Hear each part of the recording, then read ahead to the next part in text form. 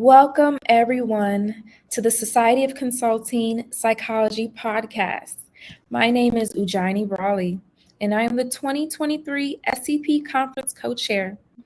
And I am so excited to be joined with Dr. Marcia Alesan Dawkins, who is one of our keynote speakers for the conference.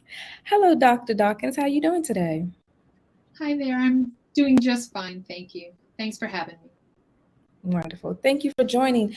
For those who do not know who Dr. Dawkins is, she is an award-winning author, speaker, media commentator, and educator known for studying the impact of diversity, technology, and creative culture on communication and identity.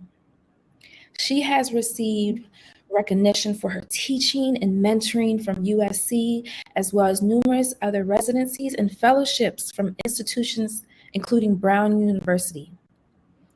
Her influential books, such as Clearly Invincible, Racial Passing, and the Color of Cultural Identity, Eminem, The Real Slim Shady, and Mixed Race 3.0, Risk and Reward in the Digital Age, have all made a significant impact on public perception.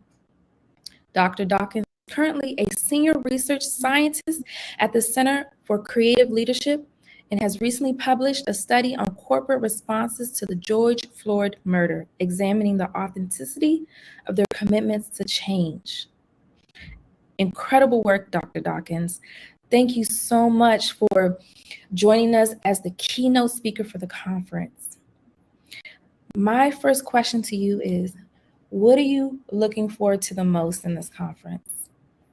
I am looking forward to being in community with people like yourself who care about love, justice, and equity, right? And how we can make our organizations more life-giving spaces in the training and the work that we do, especially for folks from underestimated backgrounds. So I'm just going to be excited to be there, to experience the energy, and hopefully to share some nuggets of wisdom with the audience and have a great conversation.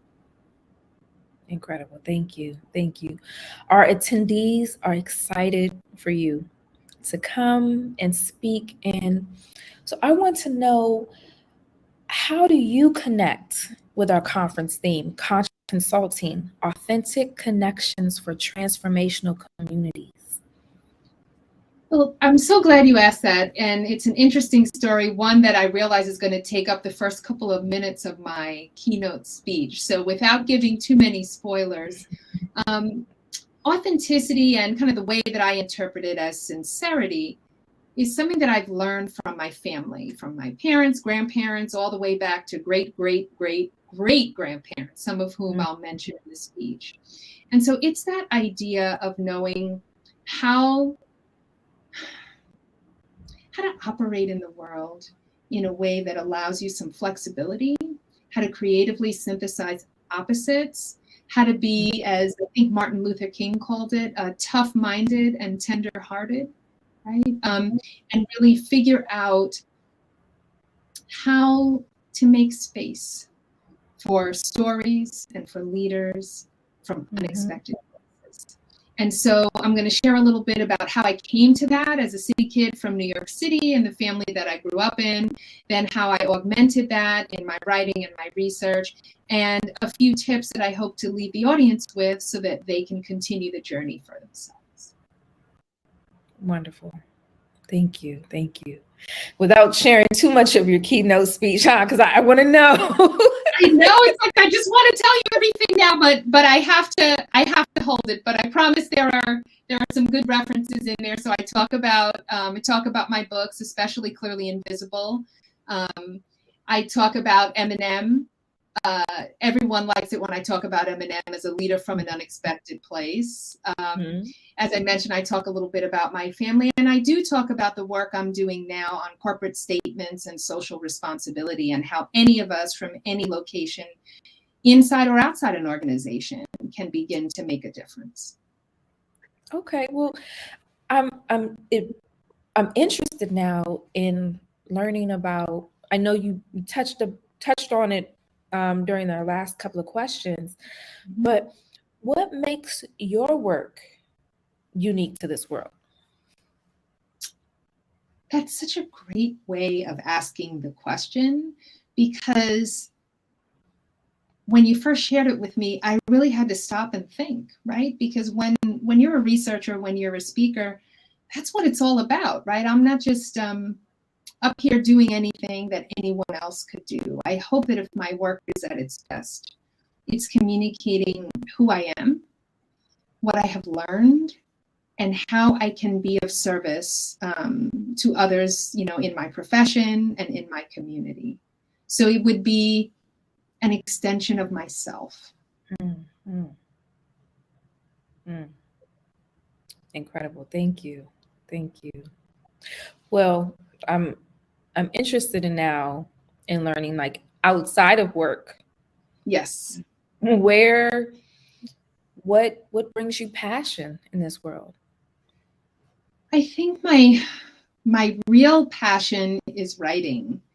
I love to sit with words and to think, to observe intense manifestations of things that are beautiful and good and true to me, and to describe those so I can share them with others. I would say that's my number one passion. I think in my next life, however, I'm going to be a DJ. Right. Yes. So that is a hobby that I have picked up again. And in full disclosure, my dad, in addition to being a public educator by day, was a DJ at night in New York City when I was growing up. So I remember sitting with him and watching the process through which he would, put a set together, and how he would teach me as we would people watch and, kind of do our business and ride the trains all over the city, to be able to start assigning a song to a person. So he and I would play this game of, okay, what's so-and-so's theme song? This person here just getting off the train. What song would you play to help them with their exit or their entrance? And so it's something that served me well in my professional life. When I was a brand new professor, I would play a theme song when I walked in the class and encourage the class to do that too. We develop playlists. And it's just something I find that, especially as we've had to communicate more and more virtually, right? That music can continue to bring us together and almost weave through the spaces in between these boxes that we're seeing on our screens right now. We can still share this wonderful joint experience. So next life, DJ. And then beyond that, I really enjoy being with my family. I enjoy being a parent. I enjoy being a spouse. I enjoy building a life and building off the legacy that's been left for me. So I would say writing, music, DJing, and being with my family. Wow.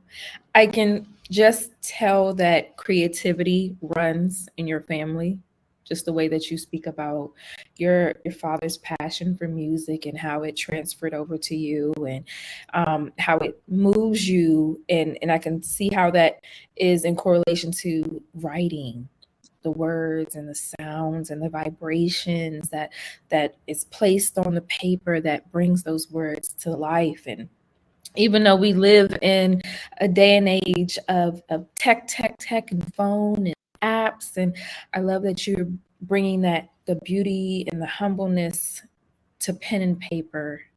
And in light of that, while we have a new app coming in every day, and what's this new app, and got to pick and choose, I'm curious to know what might be your guilty app that may take your attention away, that you hate, but you use it anyways.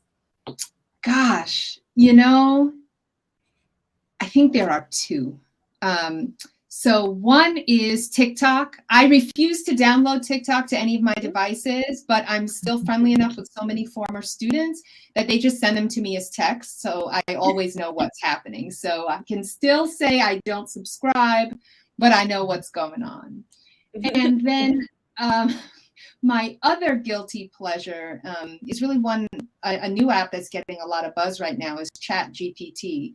As someone who loves writing and cares deeply about intentionality and information and source quality. I'm fascinated by this app. So I do find myself having conversations with it, asking it questions, asking it to redefine what it's saying. I'm not sure I understand. And it's a little scary, a little bit of a guilty pleasure, but I'm also learning a great deal about where we might be going as a society and what kind of new skills we need to be thinking about as we still want to maintain these sincere and authentic connections. Okay, well, I'm shamelessly familiar with both of those apps. They do take our time, don't they? They do, and having to create those boundaries is really important sometimes. Indeed. Especially when we have to bring ourselves back to present day reality. And just thinking about the moment now where some folks are getting themselves together to get ready for the conference. Any last words that you would like to share for the conference attendees or anyone that's out there watching this podcast affiliated with the Society of Consulting Psychology? Sure. First, I would like to say thank you. Thank you for the invitation and the opportunity to share. Thank you for taking time out to come to the conference. I'm super mindful to everyone that we could all be anywhere, quite literally now, thanks to technology and these apps, and you all will come to spend some time with me. And so I'm humbled and very excited for that opportunity. Any other thing to say? I think when I give my speech, I'd love for folks to just take a deep breath and relax and listen, not try to put everything together, but just allow themselves the space and the privilege to rest and to listen to some stories, to decide what's good and what makes sense for you, and to let go of the rest. So I hope that in doing so, we can have an awesome time together. Amazing.